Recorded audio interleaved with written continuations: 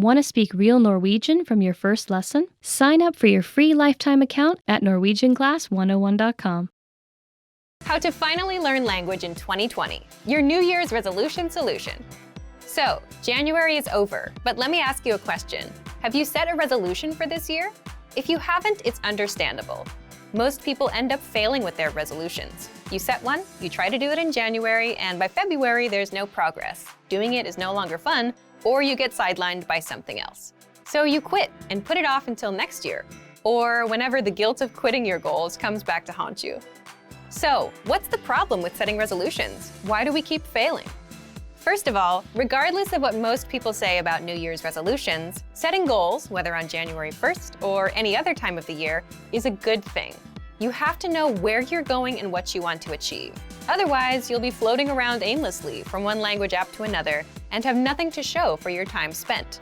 But the problem lies with the goals that people set. For example, most people set goals like, I want to master Chinese, or I want to lose weight, or I want to be fluent in Japanese. And based on these kinds of goals, here are 3 reasons why 90% of New Year's resolutions fail. First, resolutions fail because they are not specific and not measurable. Take a goal like, I want to master Chinese this year. The problem is that's a very vague goal. What do you mean by master? Do you want to speak about the economy, or do you just want to have everyday conversations? And can you really measure how much progress you need to master the language? The second reason is they are unrealistic. You might think, but isn't it good to set huge goals and aim for the stars? It's not bad, but if you say, I want to be fluent by September, is that realistic for you? Are you ready to commit yourself to nothing but language learning, 6 to 8 hours a day nonstop? The answer is no for most people. The third one is there's no action plan. The problem is you'll still fail even with a specific and realistic goal if you don't know when and how you're going to do it. For example, when will you study? How long will you study every day? And how will you study? So now you know why most people fail with their New Year's resolutions. Then how do we set New Year's resolutions and actually succeed? Here are the 3 rules for successful goal setting. Remember, your goals must be 1. Specific and measurable, 2. Realistic, and 3. They must have an action plan. Yes, the complete opposite of everything you heard earlier. For example, let's say you're learning Italian this year. Instead of saying, my goal is to learn Italian this year, set a specific, measurable, realistic goal for the month, like speak 3 minutes of conversation by February 28th. And you can also set a yearly goal, like 30 minutes of conversation, and work towards that. The whole point is 3 minutes is measurable. You set a timer, time yourself, and know when you reach it. It's realistic. Instead of saying, I want to learn the whole language, you're just aiming for 3 minutes for the month and maybe 30 minutes for the year. So ask yourself, do I have time to learn enough of the language to speak for 3 minutes? That will vary from learner to learner.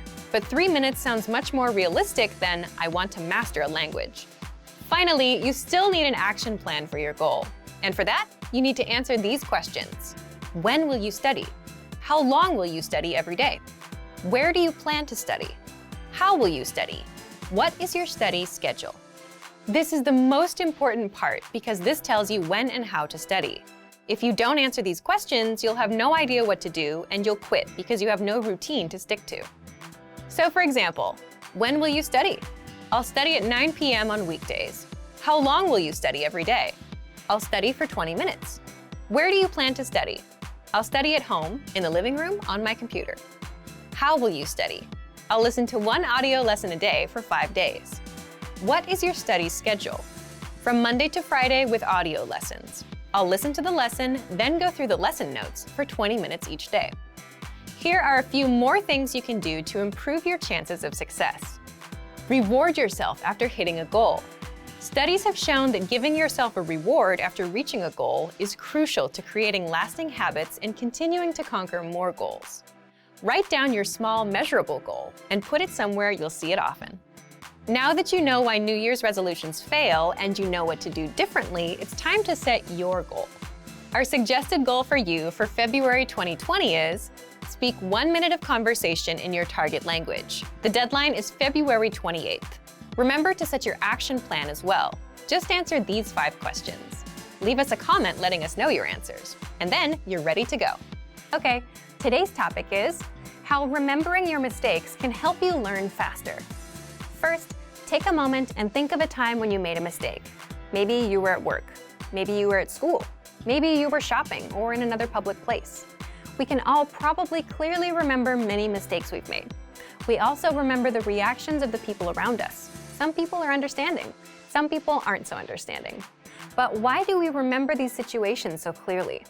Psychologically speaking, negative things tend to impact us more than positive things. For example, if we're asked to choose between gaining friends or gaining money and losing friends or losing money, we'll choose not to lose friends or lose money, not to gain. This is called loss aversion. We tend to avoid losing more than we work on gaining. We spend time thinking about our negative past experiences to avoid them in the future. Because of this, negative events, like making mistakes, stay in our minds for a very long time. And this happens in language learning. If you make a language mistake while chatting with a native speaker, it'll probably be hard to forget. Yes, it's true that when we're learning another language, we don't always know when we've made a mistake. But when we realize we've used the wrong word, used grammar incorrectly, spelled something wrong or similar, we tend to remember the situation vividly. In some languages, just a tiny change in pronunciation, tone, or writing could make a big difference, so mistakes are a big source of worry for many learners.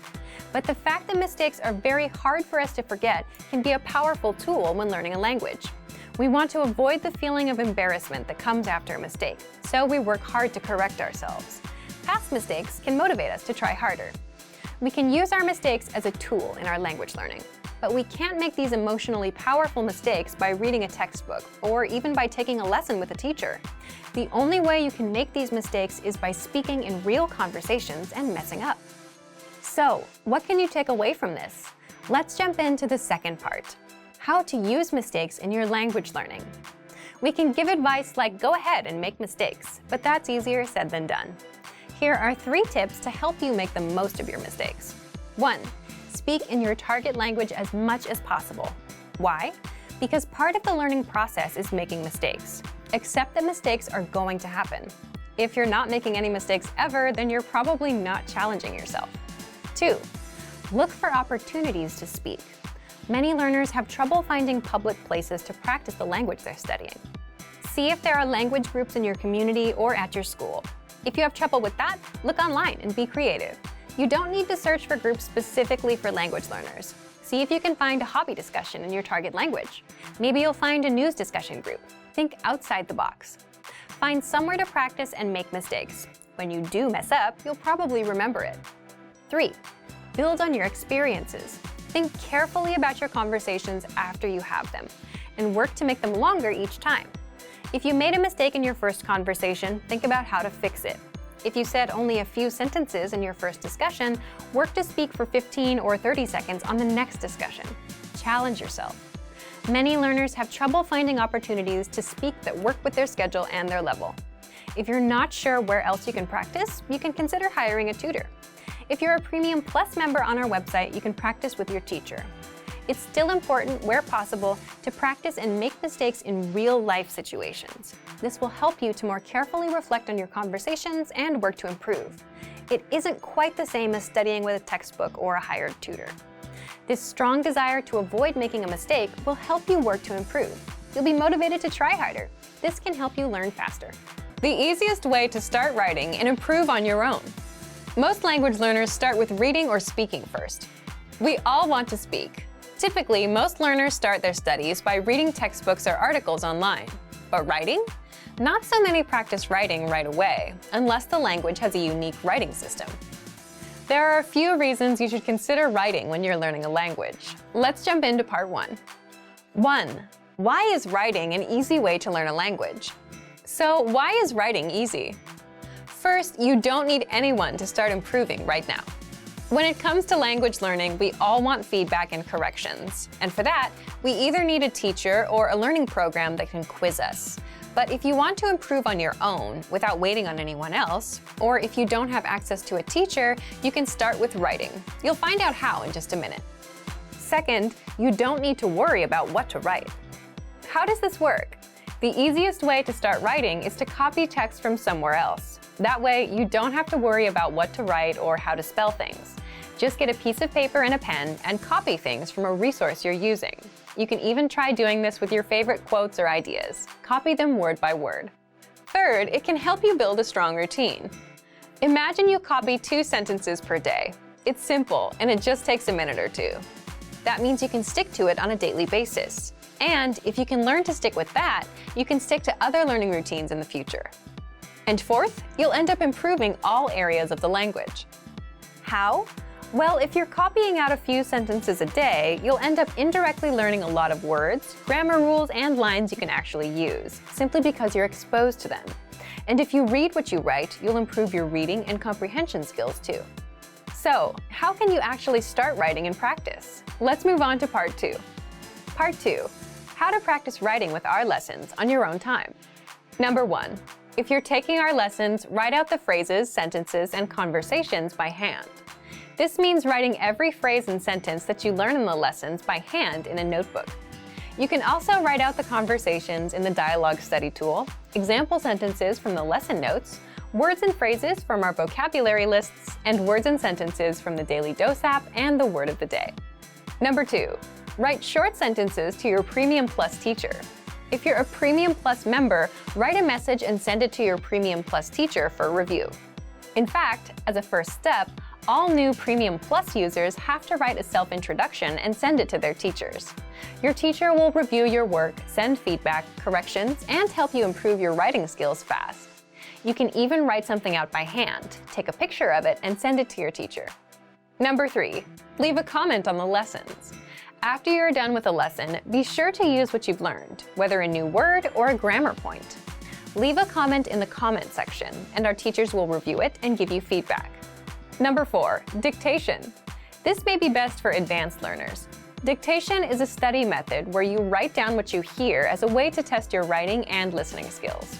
You can do this with any one of our audio or video lessons. Number 5, create sentences using newly learned words. You can learn new words with our lessons, the word of the day, the vocab lists, and the core 2000 word list, which gives you the 2000 most frequently used words. And, as mentioned before, you can also leave comments for our teachers to review. Number 6, take the writing quizzes. With every lesson, you'll get review quizzes to help you master what you've learned. Just scroll down to the vocabulary section or click on vocabulary. Then click on Take a Quiz, and that's it. Now you know how to improve your target language on your own. Just copy things out. If you're having a hard time sticking with language learning, you'll find out how to fix it now. Let's jump into the first part. 1, how to map your routine and set your schedule. First, here's a quick question for you.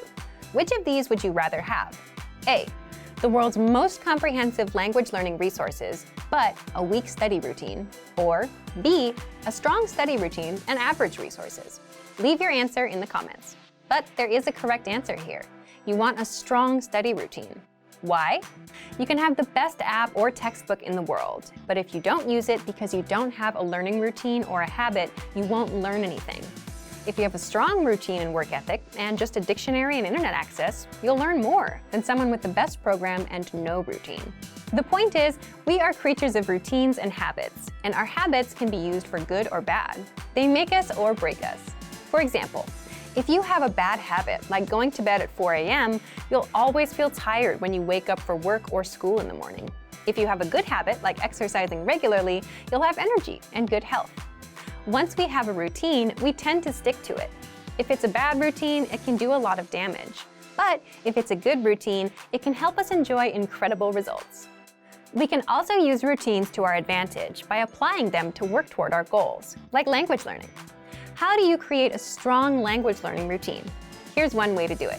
First, write down your current daily schedule. For example, 7 a.m. I wake up. 8 a.m. I leave the house. 8:20 to 8:50 I'm on the train. 9:10 a.m. I arrive at work. 1 p.m. I go to lunch, and so on. Write out your daily schedule for the whole week. Make it detailed. If you write out your schedule, you can see your existing daily routine. You can see where you can fit language learning into your existing routine, the routine that you're used to, instead of trying to create a new routine. Why does this matter? For example, some people will look at their schedule and see that they wake up at 8 a.m. They think that if they wake up at 7 a.m., they can have an extra hour for language learning. But for many of us, that approach usually doesn't work because it's not something we're used to. You're trying to wake up early so you can learn a language. You're trying to implement two brand new routines that you're not used to. For many people, this results in failure. Even if you do wake up at 7 a.m., will you get out of bed immediately and jump straight to learning every day? Or will you lose motivation after a few days because you missed that hour of sleep? So map out your weekly schedule. Once you understand where your time goes, find an existing part of your routine that you can fit language learning into. For example, if you take the train in the morning, you can use that existing routine and learn some language during that time. If you always eat lunch at 1 p.m., watch a video lesson during your break. If you always cook at 8 p.m., play some audio lessons in the background. If at first you have to start with multitasking, it's better than nothing. You can at least get used to being exposed to the language while you work on dedicating more time and attention to it. Now, let's jump into part 2. 2. How to choose the learning medium that's right for you. Before you begin learning, it's important to understand what kind of learner you are. Are you a visual learner, or do you learn by reading? There's something called the VARK model, and it's an acronym for 4 learning styles: visual, auditory, or listening, reading, writing, and kinesthetic, meaning hands-on, or actual practice and trial and error. You need to understand what kind of learning resources are best for you. So, how do you determine what kind of learner you are? This depends on you. Do you like watching videos, listening, reading, or writing? Or do you prefer more hands-on practice? There's no wrong answer. It depends on what kind of learner you are and what you like. Also, think about your past language study experience. Did you remember vocabulary words better when you read them from a book? Or was listening to a podcast more helpful for you? How do you usually remember information best? This helps you choose the learning medium or study tools that are right for you. We'll talk more about this in a few minutes. For now, determine what kind of learner you are. Leave us a comment and let us know. The last thing you need to keep in mind is your study ratio. Your study ratio is how much time you spend absorbing information, input, and how much time you spend producing language, output. What you want to strive for is about 50% input and 50% practice or production, producing that language. So, if you read for 30 minutes, then you want to practice for 30 minutes. You can't just consume, you must practice. Otherwise, it's not going to stick as fast. All right, we've covered routines and learning types. Let's move on to part 3. 3.